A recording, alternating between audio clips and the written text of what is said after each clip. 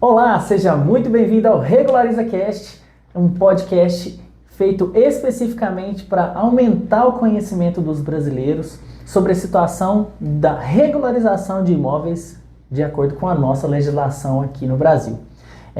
Meu nome é Daniel Limiro, eu sou advogado e sou sócio aqui da Limiro e Monteiro, um escritório especializado em regularização de imóveis. E ao meu lado está o meu sócio Lucas Monteiro. Olá pessoal, sejam bem-vindos a mais esse episódio. Para mim é um prazer, Daniel, estar aqui com você para a gente conversar sobre um assunto sério, que impacta metade da população brasileira. É importante frisar que metade do país está irregular, que passa por uma certa irregularidade. O objetivo desse podcast é exatamente informar você para que você tenha mais informações sobre a sua situação e você possa tomar melhores decisões na sua vida. É isso. Então, a pegada do podcast vai ser essa. Vai ser um bate-papo aqui. Nós vamos trazer uma linguagem que não é uma linguagem de advogados, é uma linguagem que a gente usa no dia a dia, enquanto a gente troca ideias sobre os casos que a gente trata aqui. Nós vamos trazer várias experiências de casos reais que podem ser similares ao seu caso. Então, provavelmente, perguntas que você tem sobre a situação do seu imóvel e como resolver elas de uma forma legal, vão ser respondidas aqui. A interação ela fica aberta, os comentários, o espaço dos comentários aqui abaixo do vídeo também fica à disposição de quem está assistindo para a gente poder ter até temas para a gente poder desenvolver nos próximos programas, porque esse aqui é um projeto que ele vai ser duradouro e quanto mais a gente conversar sobre esse tema, mais clareza a gente vai trazer para a população, é isso que a gente quer. E aí vamos começar com o nosso primeiro tema, que é muito interessante, é o seguinte: quais são as principais crenças limitantes dentro da regularização de imóveis? Tema interessante, Lucas, porque preconceitos e ideias pré-concebidas existem demais, todo mundo tem uma ideia na cabeça. E muitas vezes a pessoa toma aquilo como verdade. Talvez a gente traga uma notícia aqui que vá mudar o seu pensamento sobre esse assunto. Perfeito. E vamos começar. Vamos lá. Vamos trazer aqui a primeira indagação aqui para a gente poder ter esse tema para trabalhar. Primeiro, Lucas, se eu tiver somente a escritura do imóvel, eu já sou dono desse imóvel, certo? Daniel, é uma pergunta bastante comum. Você que está nos assistindo, bem provável que ou você já ouviu alguém dizer sobre isso, ou até mesmo você já disse isso para alguém. Porque, na verdade, a pessoa ela tem que ter em mente o seguinte: a escritura do imóvel ela é um dos documentos que pode facilitar aquela regularização. Só que nem sempre a escritura pública ela de fato traz segurança para a pessoa. Então, por exemplo, se você tem uma escritura que está no seu nome, a primeira coisa que tem que ser observado é se aquele documento ele está registrado em cartório. Porque pode ser que se você pegar a escritura lá no final e verificar, geralmente o cartório coloca o selo de transmissão no final da escritura. Então, se tiver com um celular que está registrado em cartório, beleza, está no seu nome, basta, para completar essa investigação, solicitar uma certidão de matrícula e ver se o nome da pessoa está lá. Agora, se você tem uma escritura que ela está no nome de outra pessoa, você não conhece aquela pessoa, mas você tem a escritura, esse documento de nada adianta. As pessoas acham que ter a escritura é significância de segurança jurídica. Uhum. Isso não é verdade. Inclusive, um caso que chegou para mim uma vez, a mulher ela trouxe a escritura e falou assim: olha, eu tenho a escritura do meu imóvel, está tudo certo. Eu falei: quem é essa pessoa que está registrada aqui? Ela falou: não sei, mas eu tenho a escritura, está tudo certo. Uhum. A pessoa acredita que se ela pegar aquela escritura e transmitir para a próxima pessoa, é uma garantia de transmissão, como se fosse um bastão que ela estivesse passando para o próximo proprietário e assim por diante. Não é assim que funciona. É preciso ter um documento formal, registrado em cartório, para que a pessoa seja dona efetivamente do imóvel. Uhum. Eu acho que, trazendo uma visão também, Lucas, muitas pessoas não entendem que esse procedimento de passar o imóvel para outra pessoa, ele é composto por algumas etapas. E muitas vezes a pessoa acha que somente essa etapa de ter uma escritura ali, ou seja, um contrato registrado no cartório de notas, já está suficiente. Mas não. A nossa lei, ela determina que a gente precisa levar esse contrato aqui a registro na certidão de matrícula. Muitas vezes que eu atendo aqui no escritório, eu falo: olha, é como se fosse, por exemplo, uma certidão de casamento. Quando você casa, você não vai lá, ó, casei e tal. E quando você separa, não tem que ir lá nessa certidão de casamento e averbar o divórcio, a separação? A certidão de registro, ele funciona do mesmo efeito. Tudo bem que você separou de fato, mas você tem que levar lá na certidão de casamento e levar esse registro a conhecimento. A certidão de registro do imóvel, a certidão de matrícula, ela tem essa mesma função. Então não adianta nada você pegar a escritura, o contratinho que você fez lá com quem te vendeu a terra, e, por exemplo, só pegar a assinatura autenticada. Muitas vezes essas pessoas acham que é isso, que tem a procuração, tem um contrato, levou, autenticou, a pessoa já acha que está resolvido o problema. Não, você tem que pegar esse contrato e levar lá no cartório de registro de imóveis para que isso efetivamente seja transferido. Isso. Exato. A questão da irregularidade imobiliária no Brasil, ela é muito presente. Isso que eu falei no início, né, que nós temos metade do país passando por isso. E justamente por isso, porque as pessoas elas não vão atrás dessas informações e acabam transmitindo posses atrás de posses, e os documentos formais que a legislação estabelece que tem que ser transferido, eles não são observados. Né? E por isso que a gente está com essa situação dessa forma. Então, preocupar com o documento, verificar se o documento que você tem, ele te garante alguma segurança jurídica, é algo muito importante para você. Então, se você que está nos assistindo, tem algum documento aí naquela pastinha que você guardou, que tá reunindo toda a documentação, você sabe que aquilo ali é importante, mas é preciso ver se aquilo ali vai te proteger de alguma forma. Às vezes a pessoa está guardando um contrato que não tem validade nenhuma. E ela precisa tomar a decisão de colocar aquele imóvel efetivamente no nome dela. Senão ele pode vir, por exemplo, a perder o imóvel. Imagina a situação dessa, é algo péssimo de acontecer. Né? Então, respondendo de forma bem geral, se você tiver somente a escritura, isso não é garantia de nada. É preciso avançar para poder identificar qual é a irregularidade que você está passando.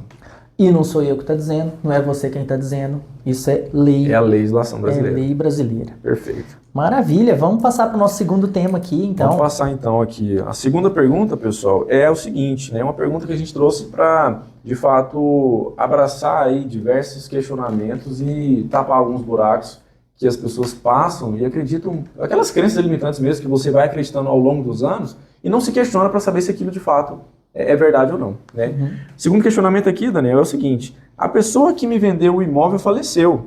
O imóvel precisa de inventário?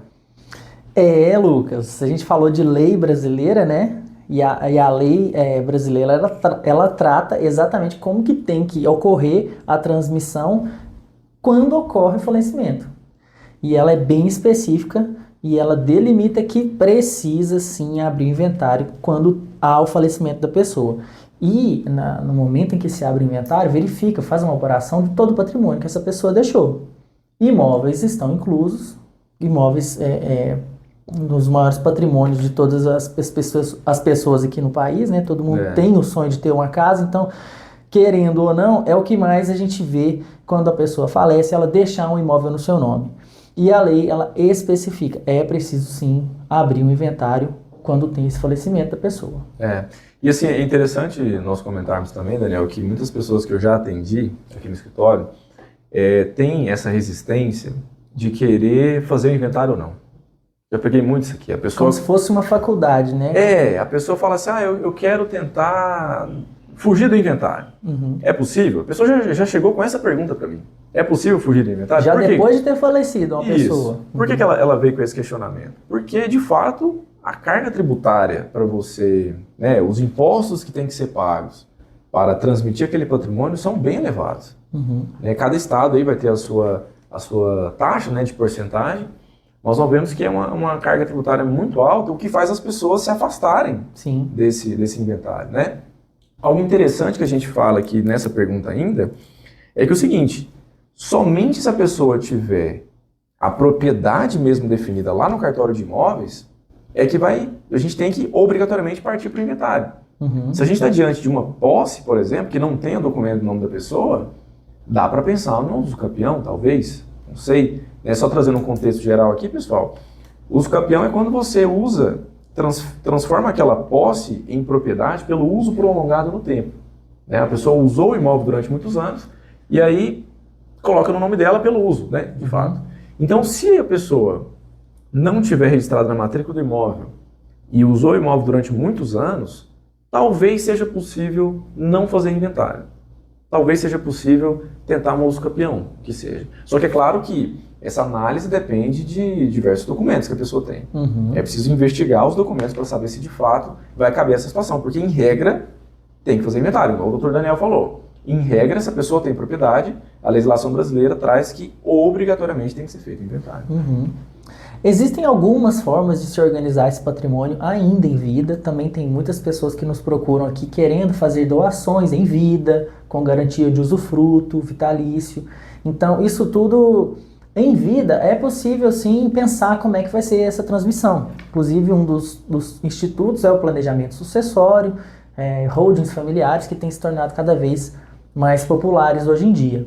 Mas o fato é que, se esse falecimento já ocorreu, aí não há o que se fazer em termos de fugir do inventário, né? Essa questão da transmissão da posse, né, é um fato, mas que não anula a necessidade do inventário. Então, o inventário ele tem que ser aberto. Tem que ser aberto. Inclusive, inventário negativo, Negativo, né? exato. Inclusive para comunicar a Receita Federal, comunicar abaixo ali do CNPJ e dizer que a pessoa não tinha bens, né? Exatamente. Quando ela tem o óbito, mesmo que ela não tenha bens, o inventário tem que ser aberto de forma negativa para que, enfim, possa ser constatado aí o falecimento, que a pessoa simplesmente passou dessa para outro plano, né, Lucas? E é isso. Então vamos seguindo aqui. Vamos seguindo. Terceiro ponto, que é uma crença que agora nós vamos entrar aqui numa área que nos abastece aqui de ligações aqui no nosso escritório. Moro no imóvel há mais de 15 anos, não tenho muitos documentos. Tenho direito a pedir uso capião? Olha, respondendo de forma bem direta e objetiva, direito você tem. O que nós precisamos identificar aqui é quais elementos serão utilizados para comprovar esse direito. A pessoa aqui já falou que não tem muitos documentos. Sim. Né? E a lei brasileira prevê que se você mora no imóvel há mais de 15 anos, você pode usucapiar ele. Né? É claro que aqui a gente tem que definir, de fato, o sentimento que a pessoa tem para poder, de fato, regularizar o imóvel. Uhum. Que é, a gente chama, né, aquela posse sentindo dono do imóvel. Não basta uma posse qualquer. Né? Por exemplo, quem aluga um imóvel também tem posse. Quem trabalha na fazenda do imóvel, como caseiro, também tem posse. Uhum. Né? Então, todas as pessoas têm posse, mas não é essa posse aqui que a lei brasileira fala. É uma posse que a pessoa, se você perguntar para ela, quem que é dono desse imóvel? Eu. Por que você é dono do imóvel? Não, porque eu cuido dele. Exato. Eu moro aqui há mais de 30 anos, é meu. Eu fiz construção, eu fiz não sei o quê, eu cuido dele como de fato se fosse meu. Uhum. Né? E de fato a lei brasileira ela visa adequar uma situação fática, né, que está acontecendo ali no cotidiano, com um direito para a pessoa. Então, se você mora no imóvel há mais de 15 anos, é fato que você tem direito. Só que a gente precisa comprovar isso. E é somente através dessa comprovação que o oficial de registro ou o juiz, né, que é quem vai decidir o seu caso de usucapião, ele vai declarar você como dono do imóvel. Uhum. Né? Será que a gente poderia entrar mais a fundo nesse tema de documentação? Porque realmente é um problema para todos. A gente já atendeu a falta de documentos. A gente já atendeu muita gente aqui que se precavém muito bem em termos de documentação. Inclusive, se foi ontem mesmo, eu falei com alguém aqui do nosso estado que me disse, olha, eu já imaginava que eu iria mexer com isso algum dia, então eu sempre mantive minha documentação ok. Ou seja, a pessoa já tinha ideia de que a posse estava irregular há um bom tempo, e durante todo esse tempo ela foi guardando elementos.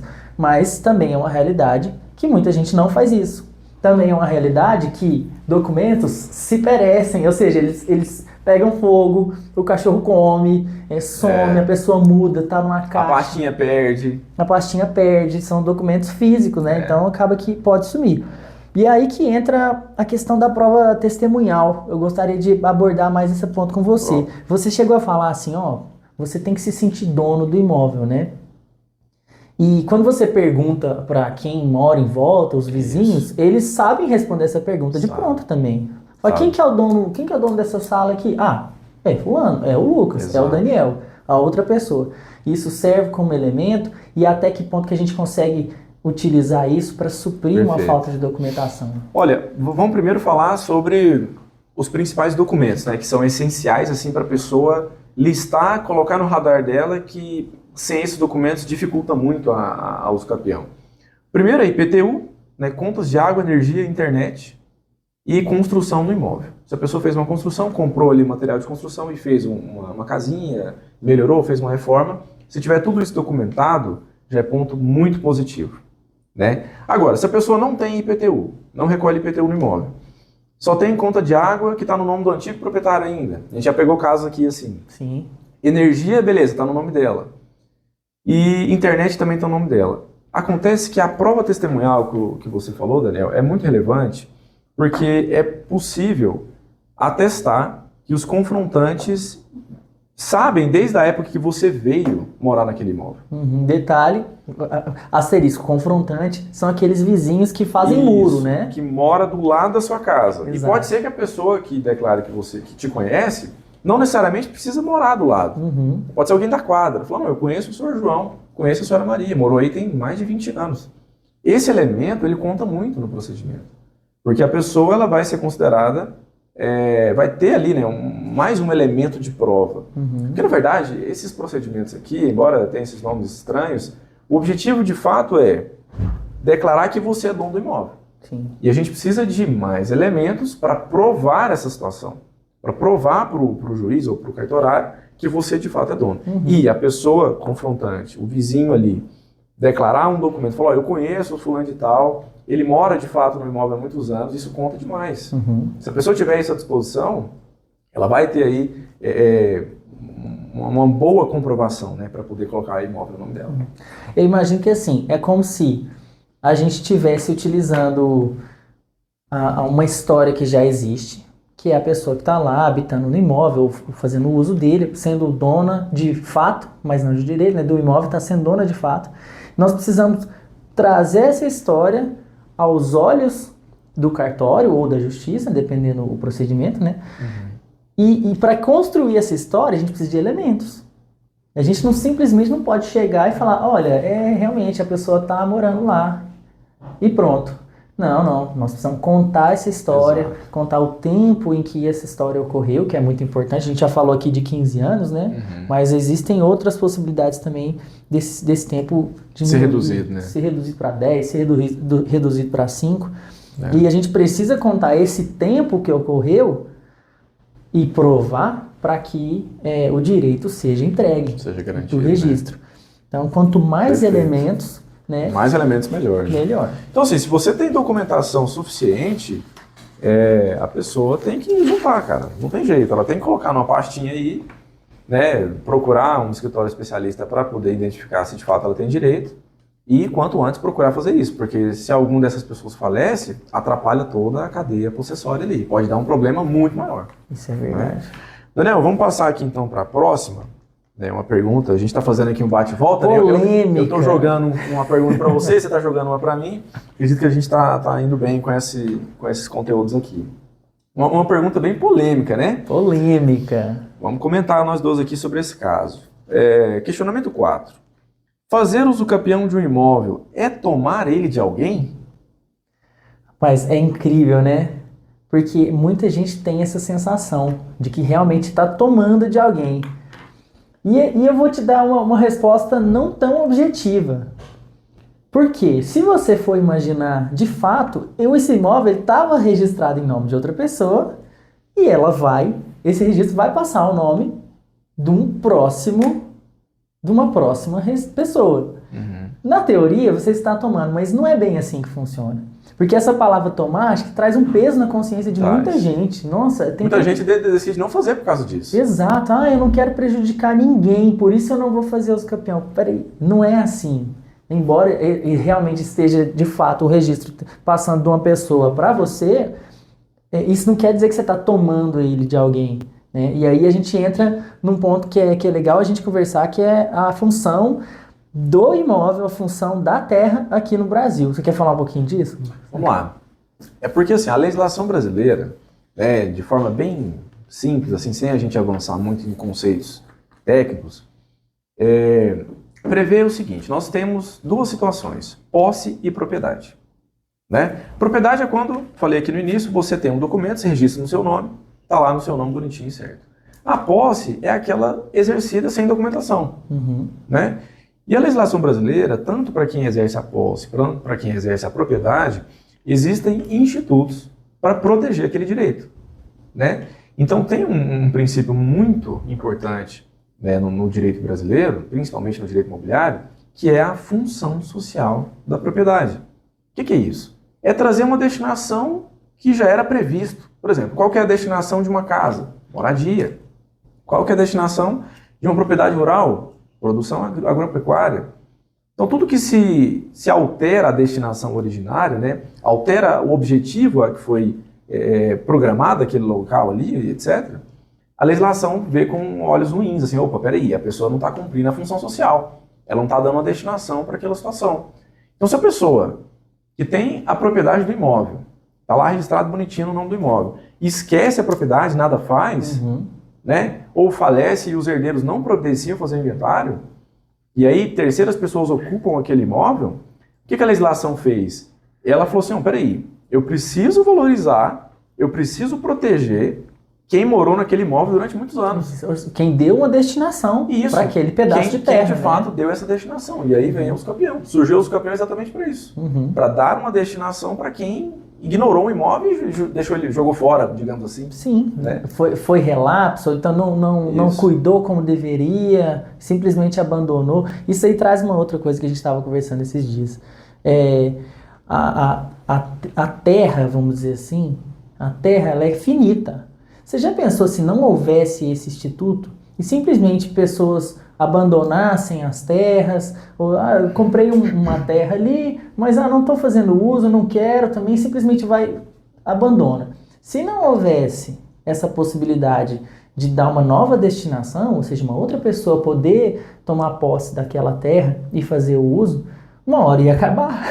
Exato. Uma hora ia acabar. Não ia ter terra disponível mais, né? Não ia. Então, a lei ela vem justamente para prever que exista essa possibilidade de transmissão, que não seja especificamente a transmissão da propriedade por compra e venda, enfim, a posse também, ela vai ser reconhecida e vai ter seu valor. Então, é isso, a lei ela vem para trazer a propriedade para quem tem a posse, lógico, cumprindo todos os requisitos aqui, o uso campeão é um dos meios para fazer isso. Perfeito. Polêmico, mas... Então, assim, se você acha ou achou algum dia que o uso campeão é tomar imóvel de alguém, não é assim, tá? Você simplesmente vai dar uma destinação cumprindo a função social daquela propriedade, né, que é moradia ou produção, etc. Mas há quem usa isso aqui de má fé, como tudo na vida, né, pessoal? Como tudo na vida. Então, assim, não dá para falar que todo mundo que utiliza o uso campeão está de boa fé. Tem gente de má fé? Tem também. Só que isso a gente tem em qualquer área da vida, né? Você vai ter pessoas querendo prejudicar um terceiro. Mas, se você mora no imóvel há muitos anos, você sente ele como dono, mas ele não está no seu nome, você tem o direito. Você precisa regularizar a sua situação, porque a legislação está do seu lado. É isso aí. Vamos ao próximo tema. Pergunta que quase a gente não escuta aqui no escritório também, né? Quanto tempo demora o processo ou procedimento de uso campeão? A pessoa que está, né, depois que ela já reuniu a documentação, ela está aí querendo saber quanto vai custar, quanto tempo vai demorar. E assim, uma informação legal para a gente comentar, Daniel, é que hoje no Brasil nós temos aí diversos institutos de regularização, né? A gente pode citar alguns aqui. Nós temos o uso campeão, nós temos inventário, nós temos a adjudicação compulsória, né? Parcelamento do solo. Nós temos diversos institutos aí que podem ser utilizados para fins de regularização. Pensando numa linha geral aqui, inventário, por exemplo, que é o mais rápido, né? Imagina, inventário e adjudicação são os mais rápidos. Inventário a gente consegue concluir em 2 meses. Se a pessoa tiver o pagamento do imposto, lavrou a escritura, registrou, acabou. Sem briga na família, Se não tiver briga, claro. Se não tiver briga nenhuma. Se tiver briga, vai ter que ir para a justiça. Se tiver desembaraçado bem, se tiver sem nenhum ônus. Se nenhum probleminha, a gente consegue finalizar em 2 meses. A adjudicação compulsória, que é feita em cartório também. Mais ou menos isso aí, 2 meses a 3 meses, dá para finalizar. Já o uso campeão demora um pouco mais. Porque, né, a gente precisa comprovar essa posse. Então, a gente tem 2 tipos de uso campeão, né? O uso campeão na justiça e o uso campeão direto em cartório. A uso campeão direto em cartório é mais rápida. A gente consegue finalizar ele no máximo uns 2 anos, 2 anos e meio, dependendo se der algum BO ali, algum probleminha no imóvel do cliente. Uhum. Mas aos campeão judicial, na época eu estava no cartório, eu já registrei uma com 15 anos. Nossa. Olha só, 15 anos. Então, assim, é inviável pensar no uso campeão judicial hoje em dia. Se existe a possibilidade do uso campeão extrajudicial, a pessoa fala assim, mas eu não tenho dinheiro, é muito caro. Se você for colocar a matemática na mesa, é proteção para você. E às vezes vai aumentar R$3.000, R$5.000. O que é isso perto da sua proteção jurídica? Sim. Se a pessoa perde um imóvel e ela tinha a opção de optar pela via extrajudicial para resolver aquilo logo, ela vai achar R$5.000 de graça, perto da proteção que ela tinha. E aí você vai parar para pensar, bom, antigamente não existia essa possibilidade de fazer em cartório, né? A lei não é tão antiga assim. Mas pensa, por que surgiu essa lei? Justamente para tirar da justiça essa questão. Então, assim, vamos dizer que o legislador entendeu, quem fez a lei entendeu que, olha, é possível fazer desde que cumpra tal requisito, sem ter que passar na justiça. Por que foi feito isso? Porque sabe-se que a justiça ela é mais lenta. Exato. Sabe-se que é um processo mais complicado. Quantas vezes você aí já teve algum processo na justiça que trocou de juiz várias vezes, cada juiz que entrava tinha um posicionamento diferente. Então, a lei trouxe essa possibilidade de fazer esse mesmo procedimento diretamente no cartório.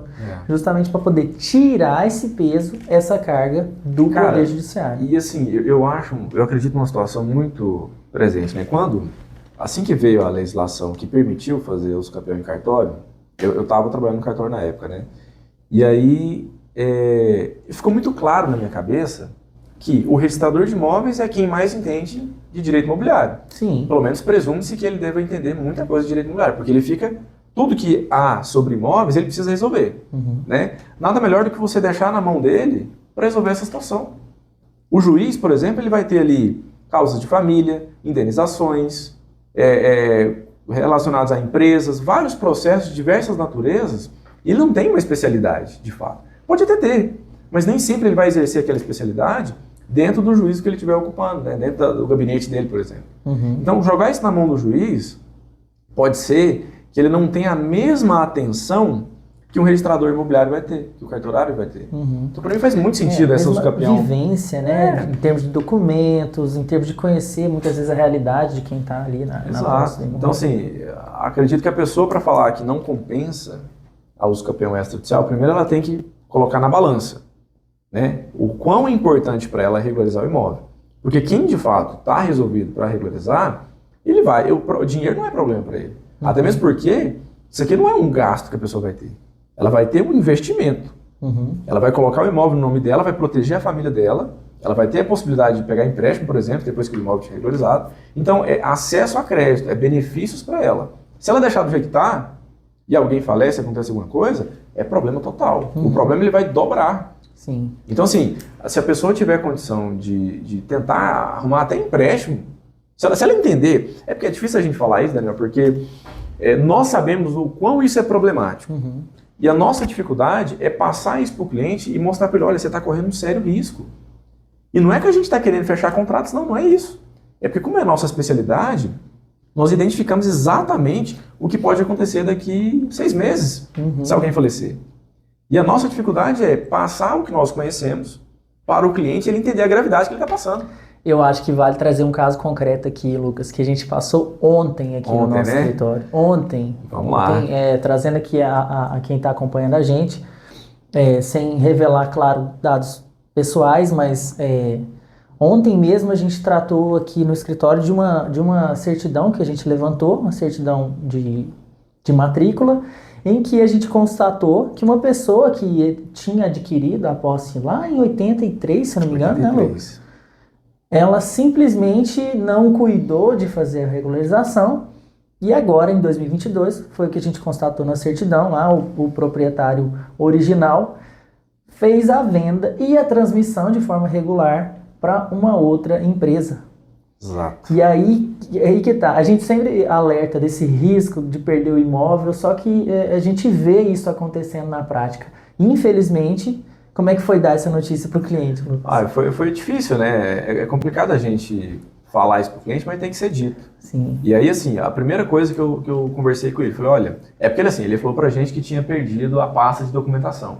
Né? Aquela famosa pastinha dos documentos, ele tinha deixado na casa de alguém, parece, e aí perdeu essa documentação, não sabe onde estava. Orientei ele a tentar achar esse documento, ele falou que não sabia onde estava. Porque se tivesse, daria para tentar fazer alguma coisa. Não ia resolver o problema de imediato, mas tentaria mover uma ação para tentar reverter aquilo ali. Aquela história da construção da história, né, que a gente estava falando. Exato. E aí eu falei para ele, olha, fulano, é o seguinte, pegamos a certidão de matrícula, a empresa fulano de tal vendeu para outra empresa e a propriedade foi transmitida. Ele falou, não tenho o que fazer, agradeço muito a atenção de vocês, mas é isso. Ou seja, perdeu o imóvel. No inconsciente dele, ele sabia que precisava fazer essa regularização, mas a urgência dele não chegou. O tempo, ele, enfim, foi deixando outras prioridades, a gente sabe que é. Às vezes a pessoa olha esse custo e fala, olha, às vezes eu tô aqui até hoje, não deu problema, eu vou priorizar gastar meu dinheiro com outras coisas. Mas vale a pena demais para a pessoa ficar tranquila e evitar uma série de problemas aí. Dá uma atenção quanto antes, né? Não, total. Beleza, bora passar para a próxima. Vamos lá. É a 6, né? 6. Olha aqui, só de deixar alguém morar no meu imóvel, eu posso perdê-lo por uso campeão? Aí detalhe, só de deixar alguém morar no meu imóvel. Aí tem várias formas, né? Tem um empréstimo, um aluguel. Vamos conversar sobre isso aqui. Pessoal, de forma bem clara, se você deixa alguém morar no seu imóvel, o correto que a gente orienta aqui a fazer é um contrato ou de aluguel ou de comodato, que é empréstimo gratuito ali, né? Você está emprestando o seu imóvel para alguém morar por determinado tempo. E é preciso fazer isso. Por quê? Se você simplesmente deixa alguém morar no imóvel e a pessoa começa a se sentir dono daquele imóvel, lembra o sentimento que eu falei no início aqui? Que a pessoa ela vai se sentir dono daquele imóvel? Vai chegar um momento que você vai ter vergonha de falar para ela sair e a pessoa já está lá há mais de 15 anos. Quando pensa que não, a pessoa já está querendo mover um uso campeão para colocar ele no... E de fato, eu não discordo não. Porque a pessoa morou no imóvel durante aqueles anos todos e ela se sente dono. A legislação não quer proteger quem de fato está cuidando do imóvel. Quem está cuidando do imóvel nesse caso? É verdade. Então assim, deixou alguém morar no imóvel, a pessoa vai pagar um aluguel, faz um contrato de aluguel. A pessoa vai morar, ela quer morar só 2 anos, vai fazer faculdade e quer morar só o final da faculdade. Faz um contrato de comodato. Coloca data, data de início, data de fim. Porque nesse período não vai contar o prazo de uso campeão. Nesse contrato determina quem vai ficar responsável pelo pagamento das despesas, em nome de quem que vão ficar os talões, por exemplo, energia, água, vai transferir, não vai. O simples contrato ele já prevê, né, quem de fato é o dono. Exato. Então aqui, se você deixar, só de deixar, a pergunta é essa, né? Só de deixar alguém morar no imóvel, eu posso perdê-lo? Só deixar não. É preciso outros elementos a serem preenchidos, mas é um risco. Exatamente. Vamos dizer assim, o posso perdê-lo também dá a ideia de que seja automática, né? Não é automático também. A pessoa que está ali exercendo essa posse, se ela quiser, né, se ela se sentir como dono, igual você falou aí, ela precisa mover um procedimento para que isso aconteça. O que isso mais acontece, Daniel, eu já vi isso acontecer, famílias, né? Deixarem pessoas morarem no imóvel. Você já viu o caso do Vampeta? Não. Você nunca viu o vídeo do Vampeta? Nossa, a gente precisa trazer isso aqui pro nosso canal um dia. Acho que foi até o Neto que mostrou para mim, do nosso assessor de marketing aqui. O Vampeta, ele tinha exatamente essa questão. Ele, depois de ter ganhado muito dinheiro, né, tinha alguns imóveis, e aí tinha parentes, né? E ele deixou alguma família de um parente dele morar, não sei se era primo, se era sobrinho, e aí ele contou numa entrevista, e aí ele veio até falar que os parentes deles entraram com o uso do campeão, com o uso do campeão, porque queriam efetivamente pegar esse imóvel. E você imagina o rolo que não vira. É engraçado, né, que às vezes a gente vê as pessoas falando uso campeão, né? Uso campeão. Porque é como se você, assim, de fato eu concordo com essa terminologia. É uma palavra nova, né? Mas assim, você se torna campeão pelo uso. Seria mais ou menos E o título do campeão é a propriedade. Exato, mas na verdade, pessoal, é Campeão. Usucapião. Usucapião, né? Você, de fato, palavra que nem vem do brasileiro, né? Vem do latim, mas assim, não vem ao caso. Mas é preciso a gente só pontuar que, nesse caso aqui, só de deixar alguém morar, não vai perder não. Não. Mas é um risco. Exato. Você está abrindo um leque ali que você não, talvez você não quer enfrentar aqui. E depois, para tirar a pessoa de lá, o Vampeta tirou a pessoa de lá? Como é que foi? Não, eu acho que está correndo processo. Tá correndo. Tá correndo processo. Eu não sei exatamente hoje, mas na época da entrevista ainda não tinha resolvido a situação, não. Então, recomendação. Vai deixar alguém morar no seu imóvel? Alguém vai morar lá? Faz um contratinho. Faz aquela situação jurídica virar um contrato. Porque você não vai ter problema nenhum aí no seu imóvel. É isso aí. Vamos para a próxima, Daniel? Vamos lá, puxa aí. Número 7. Os demais herdeiros não querem fazer o inventário. Posso obrigá-los? Nossa, Lucas, esse daí é um tema também que vou te falar, viu? Porque assim, a situação é aquela, a pessoa, vamos lá, tem 4 herdeiros. Aham. Um herdeiro quer, de fato, dividir, quer avançar, e os demais Cada um 3 não numa querem. situação financeira diferente. Os demais não querem, e aí? Pois é, e aí? Podemos obrigar esse pessoal ou não? Então, aquela questão que a gente falou da legislação, né? A legislação, ela determina para todos. Mas se uma pessoa não quiser entrar, eu acho que a lei determina alguns pontos para ela poder... para ela poder ter o prejuízo, vamos dizer assim, da herança em detrimento dos outros que vão arcar com isso. Aqui é o seguinte, vamos trazer uma realidade aqui, não vamos entrar em termos técnicos não, mas quem é legitimado, né, quem tem a obrigação de fazer o inventário são os herdeiros necessários. Exatamente. Que é pai, mãe, filho, né, aquela linha ali. Então essas pessoas, elas são obrigadas a fazer o inventário. O inventário não é uma opção. A pessoa não escolhe fazer o inventário, né? Então, se os demais herdeiros não querem, depende de quem são. É uma pergunta meio aberta, mas vamos trabalhar nela aqui. Se a gente está falando aí de um irmão, que é uma pessoa colateral, né? A gente fala, aqui na legislação fala colateral, ele não é obrigado. Isso, aí no caso aí, se a pessoa que faleceu não deixou nem filhos e também não tinha pais, aí vai para os colaterais, que são os irmãos, por exemplo. Então, eles não são obrigados, tá? Mas, se você é um dos herdeiros e você quer dividir aquele patrimônio, você pode obrigar sim. Entra com que no caso aqui vai ter litígio, né? Vai ter uma ação judicial. Porque a gente vê isso na prática acontecendo. Muitas pessoas, eu quero fazer, o meu irmão não quer mexer com isso, acha que é muito caro, né? Mas você pode obrigar sim. Tem muitas famílias que viram... Vai arrumar uma confusão? Vai. Muita.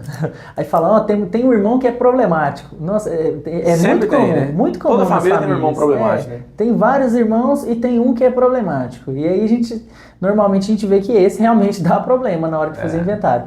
Mas o procedimento ele tem que ser aberto. Aí como que vai apurar essa diferença de pagamento de custas aí, ou entre a família? Isso daí pode ser apurável num segundo momento. E aí muitas vezes as pessoas não querem fazer porque, teoricamente, os custos do inventário ele tem que ser diluídos no patrimônio. E aí muita gente fala, não quero deixar o meu patrimônio para poder pagar a dívida. Sim. Não foi eu que construí essa dívida. A pessoa pensa assim. Só que a pessoa tem que entender que é o que a legislação prevê. Exato. Né? Então, se tiver um dinheiro por fora para pagar inventário, ótimo, não vai mexer no patrimônio ali do falecido. Mas, se não tiver outra opção, vende o patrimônio, vende um carro para poder pagar as custas, tem que ser feito. Exatamente, uma parte daquele patrimônio acaba ficando para custear o inventário. E falar em custos, a próxima pergunta. É muito caro regularizar um imóvel? Quais são os custos envolvidos? Vamos lá. Vamos falar primeiro, então, dos 3 principais, né, tipos de regularização. Vou até puxar uma setinha aqui. Vamos falar primeiro do inventário, depois da usucapião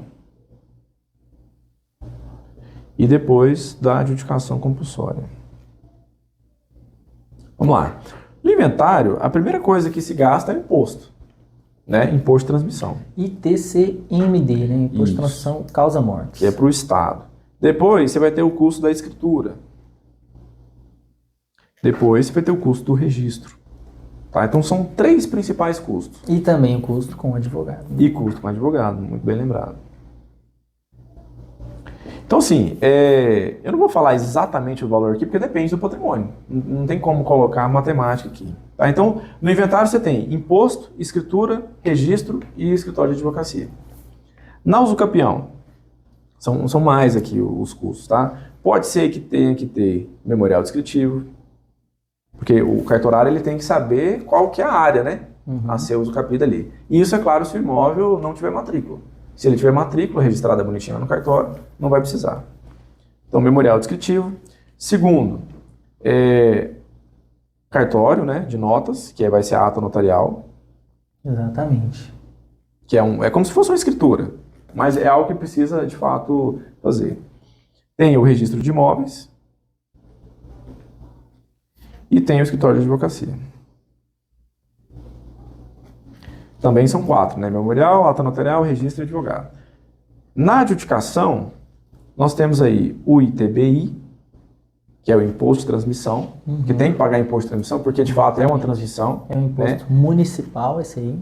Temos a ata notarial de adjudicação e temos o registro e o escritório de advocacia. Então, basicamente, todos eles são 4 custos, Sim. digamos assim. Então, qual que é mais caro, qual que é mais barato? Depende. Não dá pra gente saber de cara assim, né? É preciso fazer a matemática e identificar, primeiro, qual é o tipo de regularização. Sim. E segundo, qual que é o valor específico para cada imóvel do cliente. É isso, basicamente. Assim, as pessoas elas têm essa necessidade de saber mais ou menos quanto vão gastar, né? A gente vê que é difícil precisar, mas quando algum cliente pergunta, assim, eu falo, olha, em torno de 10 a 20% do valor do imóvel, é importante a gente ter os dados. Custos gerais, né? Os custos gerais, E aí, na nossa prestação de serviço, né, antes mesmo da pessoa contratar a gente tem esse cuidado de trazer uma planilha com cada custo o mais aproximado possível, incluindo o valor dos honorários do nosso escritório, para que ela possa se programar. E aí vale ressaltar o que a gente fala para muitos aqui. Esse gasto, ele não é de uma vez. Muita gente fica com essa sensação de que eu vou mexer com isso, mas eu não tenho dinheiro guardado para poder custear tudo. Explica um pouquinho, Lucas, como é que funciona a linha do tempo em relação a pagamentos. Por exemplo, na Usucapião, que é o que mais chega aqui para nós. O mais principal, né? Vamos lá. Na Usucapião, a primeira coisa que o escritório vai fazer, e é o que nós fazemos aqui, nós temos que identificar se de fato cabe ao Usucapião. Primeiro ponto, a gente não é aventureiro aqui de tentar usucapiar o imóvel do cliente, colocar o nome dele, se não tem a chance de regularizar. Para ver o que vai dar, né? A gente não trabalha dessa forma. A gente faz uma reunião com o cliente, faz uma análise aprofundada dos documentos, deu ponto positivo ali para avançar na regularização, ok? Aí a gente começa a detalhar os valores para ele, para saber quanto ele vai gastar. A primeira coisa que o escritório vai analisar vai ser a necessidade de memorial descritivo, né? Que é o primeiro custo aqui. Então, esse memorial descritivo, ele vai ter que ser feito no início. Então, se aquele imóvel não está específico lá no cartório, nós precisamos do profissional engenheiro para colocar fazer esse memorial, que geralmente é em torno de R$1.000. Tá? R$1.000 a pessoa faz a planta ali, faz todo o desenho do imóvel. Ok. Segundo custo que a pessoa vai ter, né, vai ser a ata notarial. E aqui o engenheiro vai gastar aí 1 mês, mais ou menos, para poder fazer esse memorial. A gente faz mais rápido, a gente demora mais, mas em torno de 1 mês. A ata notarial, o cliente vai gastar ela em torno de uns 2 meses e meio a 3. Tá? Então, a ata notarial, 3 meses. Lá no registro de imóveis, vão ter alguns gastos em momentos distintos. No registro de imóveis, você vai ter que pagar a entrada do documento, e, dando tudo certo, você paga o restante ao final. Então, é 50% no início e 50% ao final. Ou seja, o valor que vai ser para o registro de imóveis, o cliente vai ter que pagar em momentos diluídos. Né? E, é claro, o escritório de advocacia aí é de acordo com cada escritório que vai parcelar aqueles valores, o cliente vai ter condição de dar uma entrada e parcelar o restante. Então, veja que, se, por exemplo, a regularização do imóvel vai ficar tudo R$20.000, por exemplo, e o imóvel aí de uns R$200.000, por exemplo, ele não vai ter que pagar 20 mil de uma vez. Vai ter que ser ali uma entrada para o escritório, vai pagar a ata notarial em 3 meses, vai pagar o registro de imóveis, o protocolo do início em 6 meses a 1 ano, né? Então depende, então ele vai fazer a matemática dele e ele não vai ter que diluir aquilo tudo de uma vez. Sim. Vai pagar em momentos fracionados aí. Isso é muito importante, porque realmente a pessoa fica, se assusta com aquele valor, achando que isso vai ter que sair do bolso dela de hoje para amanhã. Não é bem assim. E vale muito a pena a pessoa se programar para poder fazer esse investimento, né? E ter o seu imóvel valorizado e ter aí a falta da, como se diz, o remédio para acabar com a dor de cabeça de ter um imóvel irregular. Perfeito. Vamos para a próxima? Vamos. Número 9 aqui. Se eu quiser vender o imóvel irregular, eu posso? Quais os riscos, Daniel? Olha aí, eu acabei de levantar alguns aqui, algumas dores de cabeça, né? O imóvel irregular, ele pode ser vendido, a posse desse imóvel, ela pode ser vendida. Aliás, a gente vê isso demais. Quando você até levantou, Lucas, no começo do nosso podcast aqui, que praticamente metade do país está em situação irregular, não significa que metade dos imóveis do país simplesmente estão congelados. Não, as pessoas comercializam isso. O que a gente vê bastante é que eles fazem o contrato, a escritura, né, levam a escritura a registro. Desculpa, não levam a escritura a registro, né, levam a escritura somente no cartório de notas e fazem a venda da posse daquele imóvel. Então, pegou ali a posse que era de uma pessoa que podia ter a propriedade, ou não, né? Aliás, normalmente a pessoa não tem, né? A pessoa que fica transmitindo a posse, ela comprou a posse e passa para o próximo. Então, é possível vender essa posse? Mas ela vai correr riscos. E aí a gente levantou alguns riscos aqui durante a nossa conversa. Risco, primeiro, de perder o imóvel, que a gente já viu que é real. O risco, por exemplo, de não poder dar esse imóvel em garantia para ter um empréstimo no seu nome. Exato. Isso daí também corre um risco do real proprietário aparecer e falar, opa, esse imóvel é meu. Pois é. Dá licença aí, sai do imóvel que é meu. Dá licença aí, ótimo. Não, quantos casos aqui a gente já pegou que a pessoa traz uns 5... Não, 5 não, 5 é muito, né? A pessoa chegou com 3, eu já peguei um caso aqui com 3, mas teve outros que teve mais. Transmissões sucessivas de posse. Sim. A pessoa traz um contrato de compra, aí vem a cessão desse contrato, vem a outra sessão e depois vem o outro contrato. Aí quem está requerendo é o último. Uhum.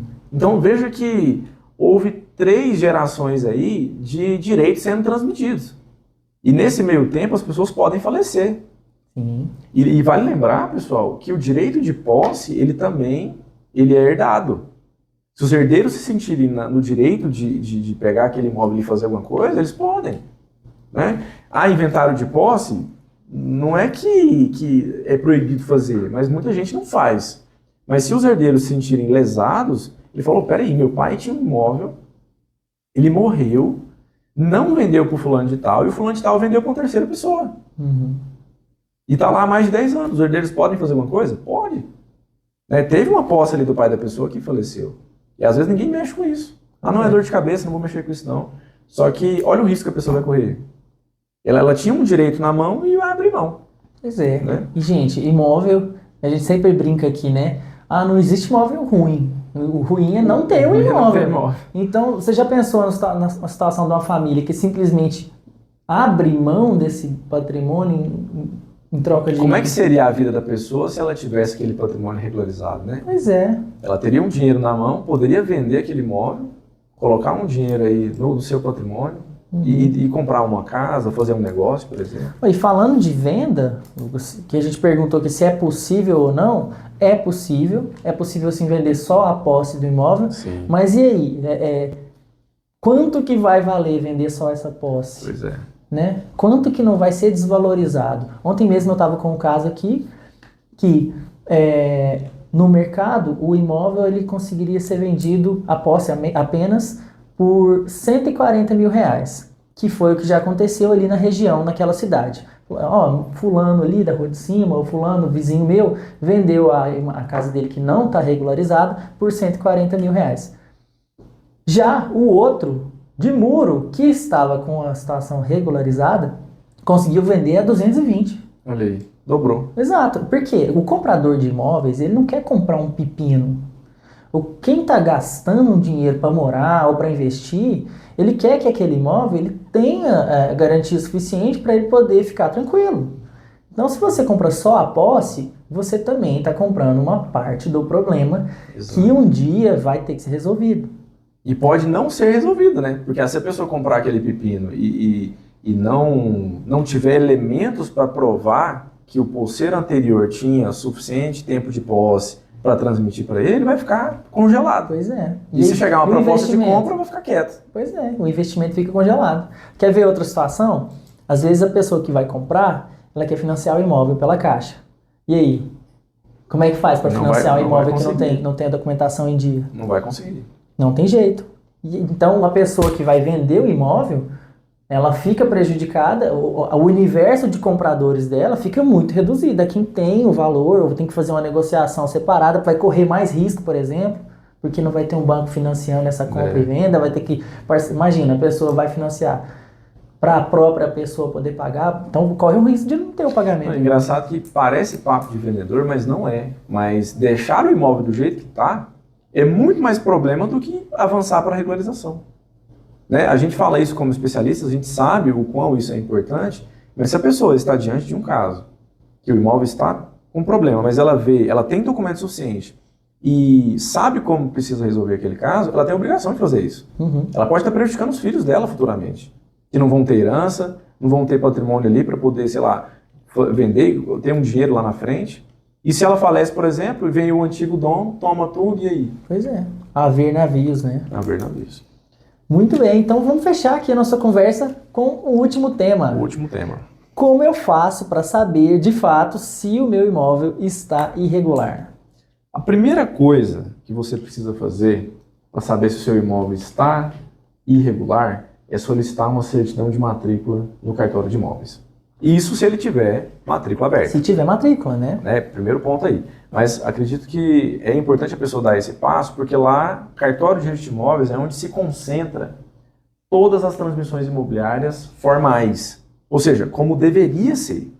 Então, a primeira coisa é ver como é que está lá. É igual, por exemplo, você vai casar com alguém, a primeira coisa que você faz é saber o estado civil dela. Sim. Ver se ela não está casada com outra pessoa, por exemplo. Uhum. Então vai no cartório, pega a certidão de matrícula atualizada.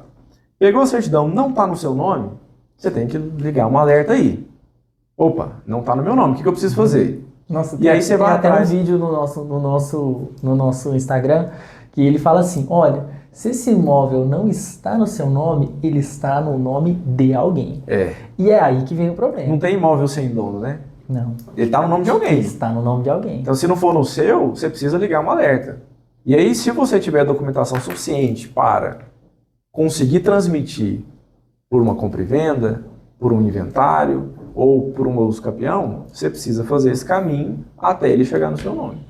Porque se você não fizer, alguém pode fazer isso um dia e pode tirar ele do seu nome. Exatamente. Esse é o problema. Então, como é que você faz para saber? O primeiro passo é tirar uma certidão de matrícula. Se não tiver no seu nome e você não conseguir fazer isso sem o escritório de advocacia, você vai precisar contratar um escritório especializado para poder fazer aquela regularização e transmitir o imóvel com o nome da pessoa. É isso aí.